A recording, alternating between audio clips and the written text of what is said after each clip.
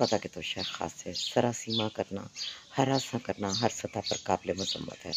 خواہ آپ کسی کو تیز چیخ مار کر ڈرائیں، کسی کے بیٹھتے وقت کرسی نیچے سے کھسکا دیں، آپ کسی کو ایسی پوسٹ بھیجیں کہ جسے دیکھ کر وہ خوف زدہ ہو جائے، آپ کسی کو ایسی واٹس ایپ ویڈیو شیئر کر دیں جس کا انجام ایسا ہو کہ وہ انسان جو ہے کچھ دیر کے لیے بالکل خوف کے مارے سن ہو جائے۔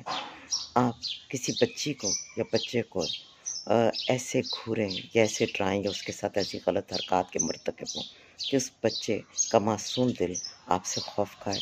آپ اپنی کسی گھریلو ملازمہ کو ہراس کریں، یا آپ روڈ سائڈ پر بازاروں میں بچیوں کو دیکھ کر آوازیں کستے ہوئے بائکوں کو تیز آواز کے ساتھ بھگاتے ہوئے لے کے جائیں، یا آپ کسی خاتون کے پاس سے گزرتے ہوئے اپنی گاڑیوں کو عجیب طریقے سے آہستہ کر لیں یا ان پر کوئی آوازیں کستے ہوئے جائیں۔ غرض کے کسی بھی سطح پر جب آپ کسی کو ڈراتے ہیں، کسی کو ہراس کرتے ہیں، خواہ وہ ورک پلیس پر ہو، خواہ وہ کوئی میل ٹیچر اپنے اسٹوڈنٹس کو ڈرائے یا کسی بھی طرح کی ہراسمنٹ پیدا کرے، یہ قابل مذمت رویہ ہے۔